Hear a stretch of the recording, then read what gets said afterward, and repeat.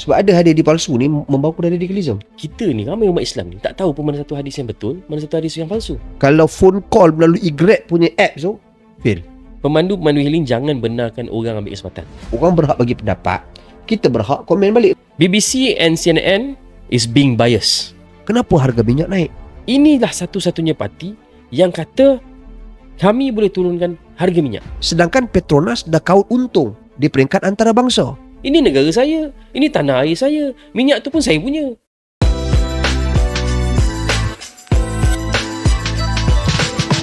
Relax bro. Assalamualaikum warahmatullahi wabarakatuh. Alhamdulillah wassalatu wassalamu ala Rasulillah wa ala alihi wa sahbihi wa man walah, amma ba'd. Kembali lagi bersama-sama dengan kami Relax Bro Podcast di episod ke 18 dah kita. Bersama-sama dengan saya Dr. Fatul Bari dan Saya Wan Agil. jangan lupa terus follow kami di semua platform kami di media sosial, YouTube, Facebook, Instagram, TikTok dan juga Spotify untuk memastikan saya suka dulu perkataan kelestarian. Dia takkan boleh Kelestarian. tak pernah miss lah ayat tu. Tak pernah miss Dia ayat tak tu. miss. Kelestarian podcast Relax Bro. Semalam saya di podcast lagi. Oh, semalam di podcast. Bersama-sama dengan rakan-rakan di Perlis, di rumah Sahibul Samahah Mufti Perlis.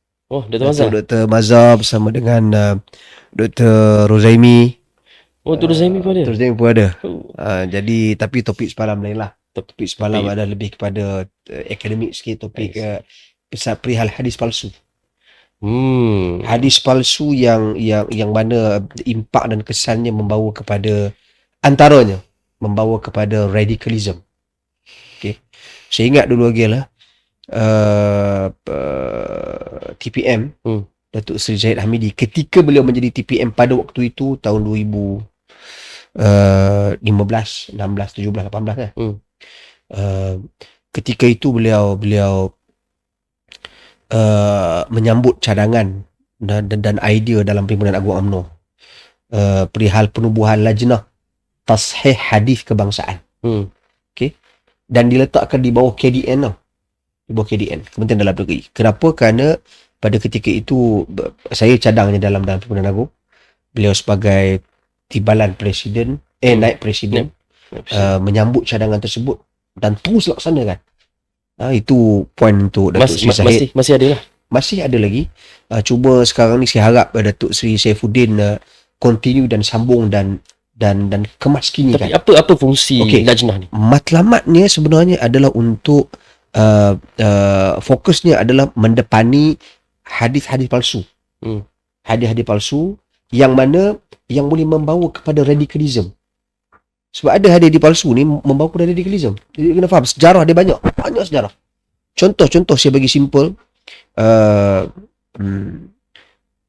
hadis-hadis tentang pertembungan antara mazhab.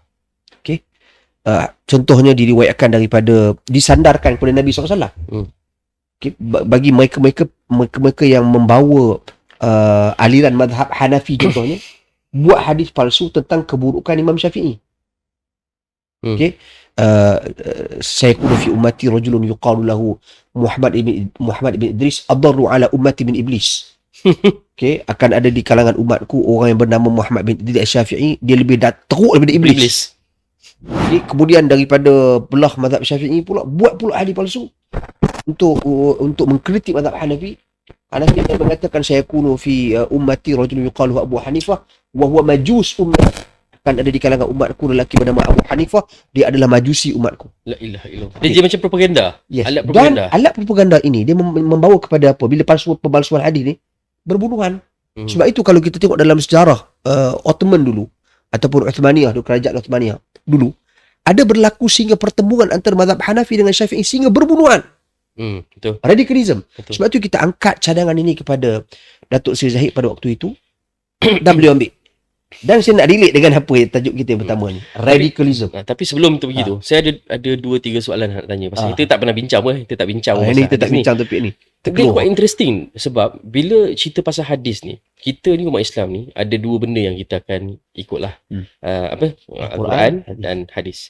Sunnah-sunnah Nabi yang diriwayatkan dalam hadis-hadis lah. Dan bila tu nak cerita pasal hadis ni, dia ada hadis yang sahih, hadis yang palsu. Cabaran dia, kita ni ramai umat Islam ni tak tahu pun mana satu hadis yang betul, mana satu hadis yang palsu. Kita ada tak macam dia macam checker.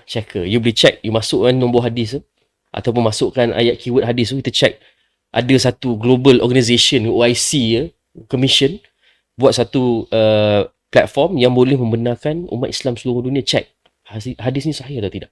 Ada. Okay, pertama sekali dia ada kitab, dia ada buku-buku dia. Sebab hadis ni sebenarnya dia adalah sains. Kenapa saya katakan sains? Sebab dia based on facts.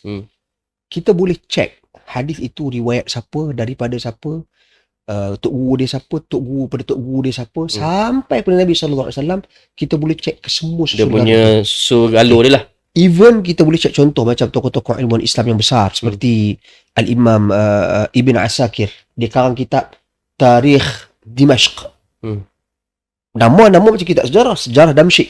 Tapi apa dalam konten dalam tu?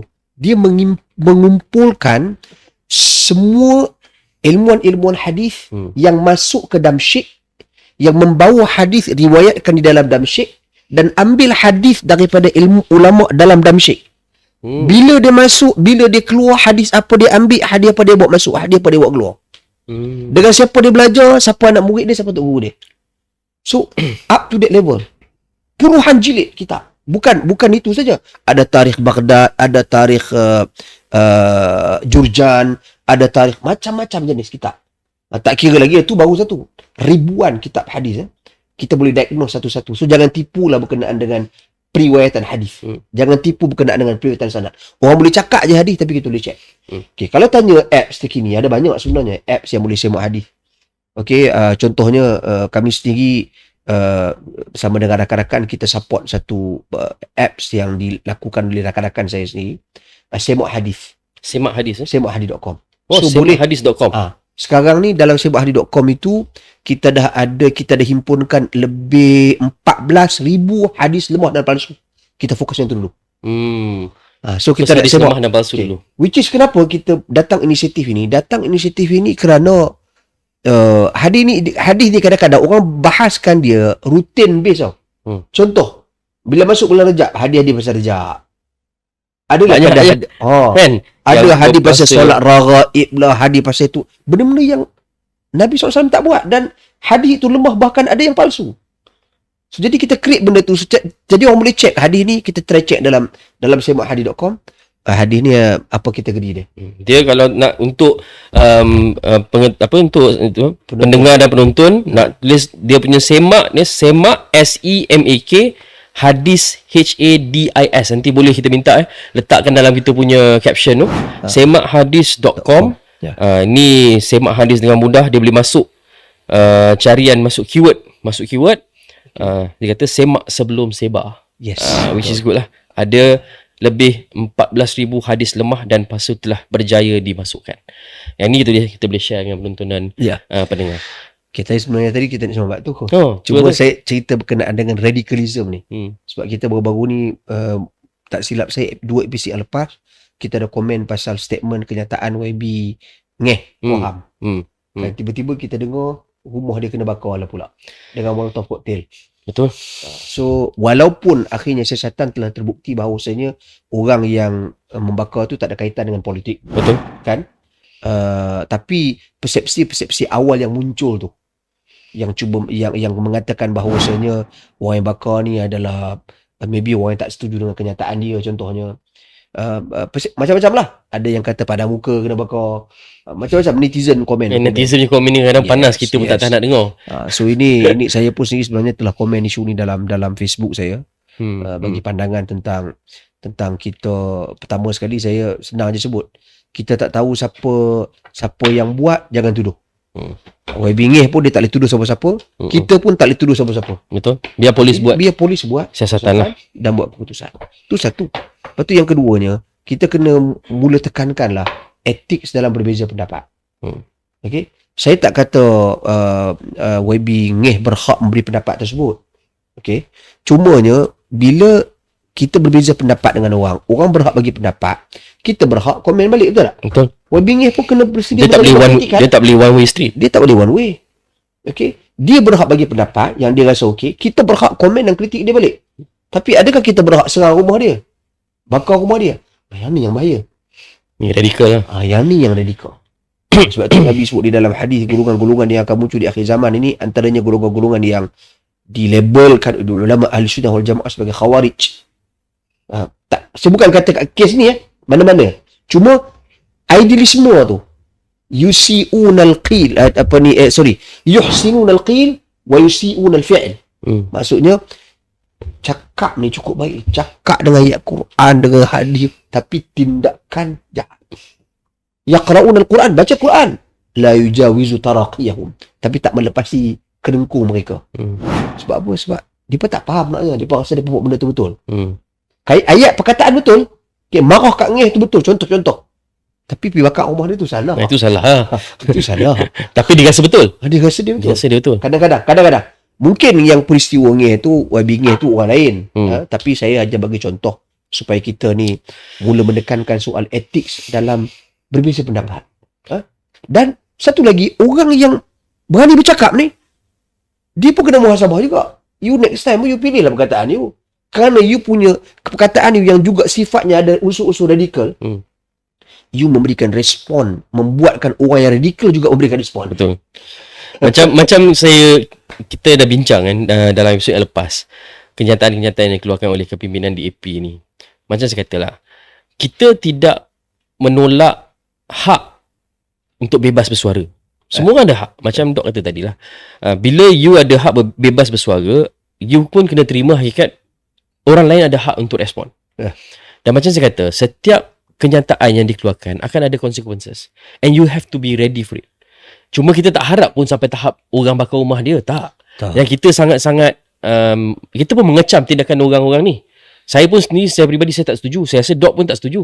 Kan? Sure. Kita tak adalah orang kata. Tapi macam saya kata, akan ada consequences.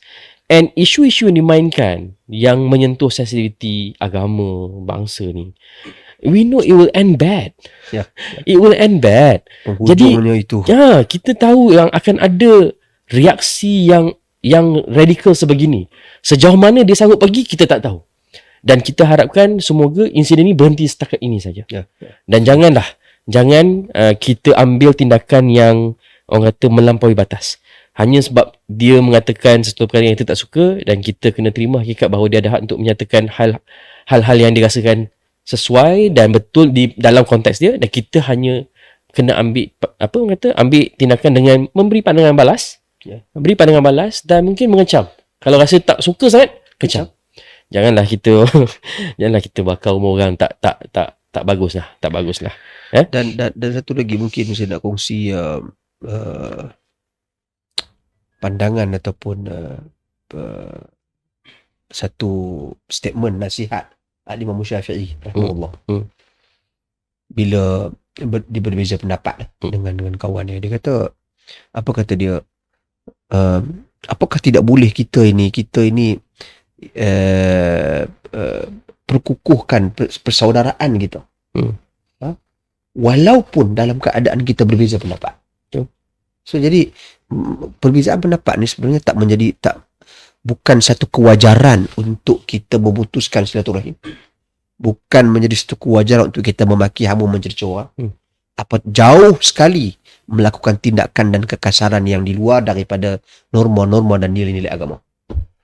Jadi saya rasa untuk isu YB ni, kita sekali lagi berharap supaya jangan ada lagi lah perkara-perkara sebegini berlaku. Terima kasihlah pada pihak berkuasa. Betul, dah tangkap. Saya rasa dia ada prime suspect yang dia tengah buru lah.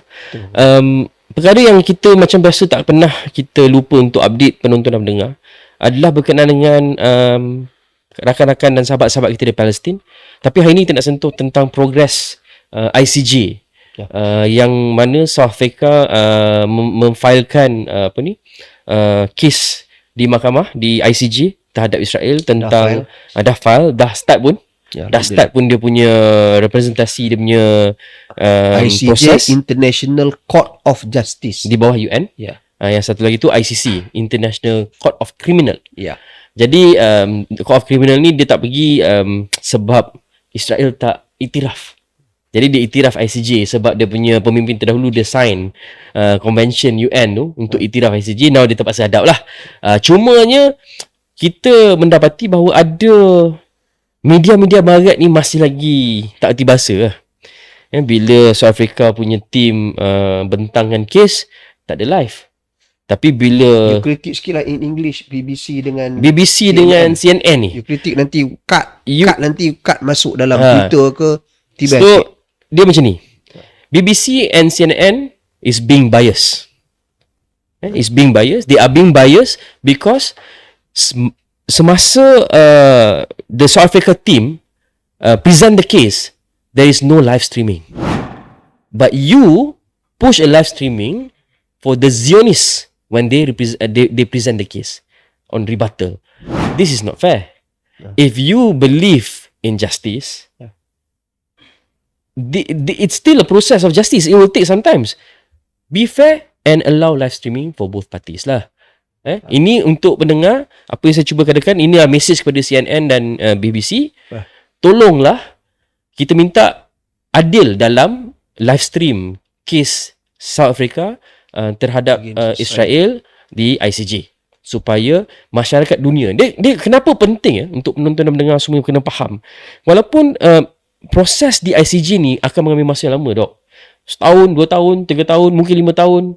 Tetapi kita kena faham, backers terkuat Israel adalah Amerika Syarikat, dan dia sedang dalam proses nak pergi ke election. Dan persepsi masyarakat dunia terhadap kes ini, bila dibentangkan satu persatu salah laku Israel ni, akan menimbulkan persepsi yang buruk kepada Amerika, pemimpin-pemimpin Amerika. Dan sekarang ni semua tengah pening kepala ni. Nak pergi election ni macam mana? Termasuklah negara-negara yang lain yang menyokong. Even rakyat dia sendiri pun sekarang.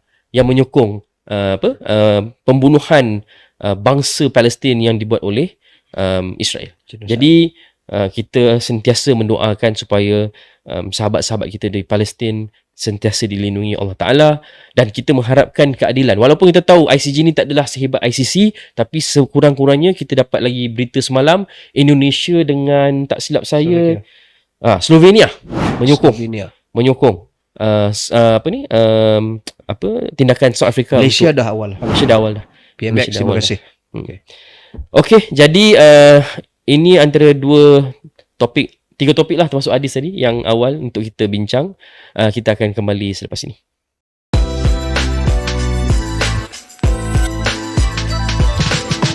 Relax bro.